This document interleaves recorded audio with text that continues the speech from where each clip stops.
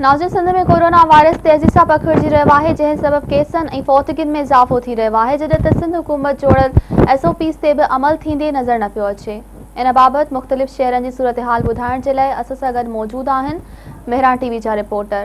सभ खां पहिरीं मालूम कंदासीं एजाज़ चांडियो खां लाड़काणे जी सूरतहाल। जी एजाज़, लाड़काणे में छा सूरतहाल आहे कोरोना वायरस जी? जी, लाड़काणे में कोरोना वायरस जा केस रोज़ानो तेज़ी सां वधी रहिया आहिनि। हिन वक़्त ताईं टोटल केस 5765 माण्हुनि जूं टेस्टियूं कयूं वयूं आहिनि ऐं अॼु जेका 24 कलाकनि जी असांखे रिपोर्ट आहे, 24 कलाकनि में 23 नवां केस ज़ाहिर थिया आहिनि ऐं जिन मां जेको ॿियो टोटल जेके लाड़काणे में पॉज़िटिव केस आहिनि उहे 273 आहिनि, जिन मां 243 माण्हू घरनि में आइसोलेट आहिनि ऐं 27 माण्हू जेके आहिनि उहे ज़िंदगी पंहिंजी जेको आहे सो हारे वेठा आहिनि। 1191 माण्हू सिहतयाब थी पंहिंजे घरनि ॾांहुं रवानो थी विया आहिनि। जीअं त लाड़काणो बीबी आसवा डेंटल कॉलेज में जेके कोरोना वायरस जा मरीज़ जो रोज़ानो सैंपल वरितो वेंदो आहे, जिते सिविल अस्पताल लाड़काणो में जेका कोरोना वायरस जी लेबॉरेटरी आहे उन में लेबॉरेटरी में उन जूं टेस्टियूं बि कयूं वेंदियूं आहिनि ऐं रोज़ानो बुनियाद ते उन्हनि माण्हुनि खे जेको आहे उनजी रिज़ल्ट बि ॾिनी वेंदी आहे। लाड़काणो नोमान सिद्दीकी 20 जून खां वठी लाड़काणे में सिमा लॉकडाउन शुरू कयो, जेको 29 तारीख़ ते जेको ख़तमु थींदो ऐं उहो सिमा लॉकडाउन लाड़काणे में हले थो,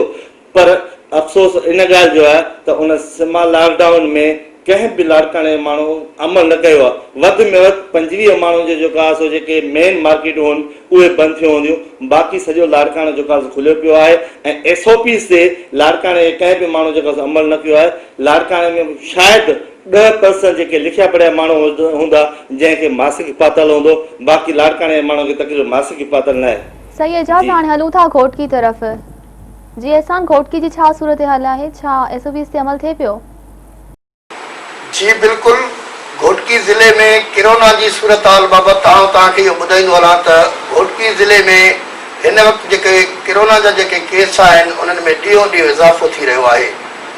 अॼोके ॾींहं ते जेके कोरोना जा घोटकी ज़िले में जेके मरीज़नि जो अंक आहे उहो 806 मरीज़नि जो जेको आहे उहो अंक जेको आहे उहो रिपोर्ट कयो वियो आहे DC घोटकी ख़ालिद सलीम मूजिबि। ऐं जिते जिते कोरोना जा जे इलाइक़नि में मरीज़नि जो अंक जेको वधी रहियो आहे, इंतिज़ामिया पारां घोटकी जे 8 इलाइक़नि खे सील कयो वियो आहे। जेके इलाइक़ा इंतिज़ामिया पारां सील कया विया आहिनि उन्हनि इलाइक़नि में घोटकी शहर जा 2 इलाइक़ा आहिनि, हिकु शमशाबाद मौलो ऐं मेहराण कॉलोनी वारो इलाइक़ो, जॾहिं त मीरपुर माथेले जा 2 ॻोठ आहिनि। उनखां अलावा उबावड़ो तालुके जा बि हिकु अधु ॻोठ ऐं जेके उबावड़े शहर जा बि कुझु इलाइक़ा आहिनि जेके जंहिं इलाइक़नि खे इंतिज़ामिया पारां सील कयो वियो आहे। जेके इलाइक़ा इंतिज़ामिया पारां कोरोना जे करे जिते अंग अखर कोरोना जो मरीज़नि जो अघु वधी वियो आहे, जेके उहे सील कया विया आहिनि, त हुते रुॻो खाधे पीते शयुनि खां अलावा बाक़ी जेके समूरा हुतां जा कारोबारी मर्कज़ आहिनि उहे बंदि कराया विया आहिनि।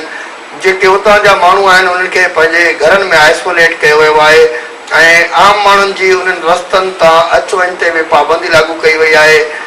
जेके उते माण्हू रहंदड़ आहिनि उन इलाइक़नि जा उन्हनि खे बि घरनि खां ॿाहिरि छॾण जी का बि इजाज़त न आहे। कोरोना जे हवाले सां तव्हांखे इहो ॿुधाईंदो हलां त जॾहिं खां वठी घोटकी ज़िले में कारोबारी मर्कज़ खुलिया आहिनि त उन्हनि खां पोइ SOPs ते अमल न कयो पियो वञे। जेके घोटकी ज़िले जा या मुख़्तलिफ़ शहरनि जा जेके दुकानूं आहिनि या जेके मार्केटूं आहिनि उन्हनि में SOPs ते अमल न हुजण करे माण्हुनि जी रश नज़र अचे थी पई, त अहिड़ी तरह जेको आहे उन्हनि रश जे करे ॾींहों ॾींहुं जेको आहे 40 खां 50 केस जेके आहिनि कोरोना जा उहे घोटकी ज़िले जे मुख़्तलिफ़ इलाइक़नि खां जेके आहिनि उहे रिपोर्ट थी रहिया आहिनि। उन खां पोइ जीअं ॾींहों ॾींहुं जेके कोरोना जा जेके केस आहिनि तेज़ी सां पखिड़िजण खां पोइ घोटकी ज़िले जी आवाम में ख़ौफ़ ऐं हिरास छाइजी वियो आहे। होॾां तव्हांखे इहो ॿुधाईंदो हलां त जेके इलाइक़ा इंतिज़ामिया पारां सील कया विया आहिनि, जिते कोरोना जा मरीज़ हिकु तरफ़ उन्हनि खे घर में आइसोलेट कयो वियो आहे, त वापडा पारां हथरादू जेका बिजली लोड शेडिंग कई पई वञे कलाकनि जा कलाक, तंहिंजे करे जेके घरनि में रहंदड़ हुतां जा माण्हू आहिनि उहे बि सख़्तु परेशानी जो शिकार थी विया आहिनि। होॾां ॿिए पासे जेको आहे तव्हांखे कोरोना जे हवाले सां ॿुधाईंदो हलां त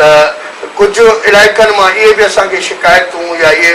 ॻाल्हियूं जेके आहिनि असां ॿुधियूं आहिनि त जेके कोरोना जा मरीज़नि जंहिंखे पॉज़िटिव आई आहे कोरोना जी रिपोर्ट उहे माण्हू आइसोलेट थियण बदिरां ॿाहिरि जेको आहिनि सरेआम रोडनि रस्तनि ते घुमी रहिया आहिनि, तंहिंजे करे बि जेको आहे किरोना जो जेको सबबु आहे तेज़ी सां पखणु इहो बि ठीकु आहे एहसान।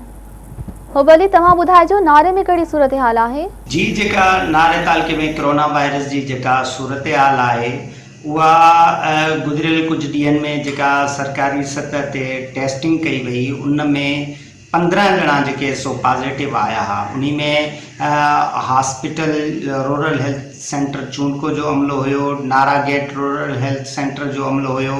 सिकंदराबाद रूरल हेल्थ सेंटर जो अमलो हुयो।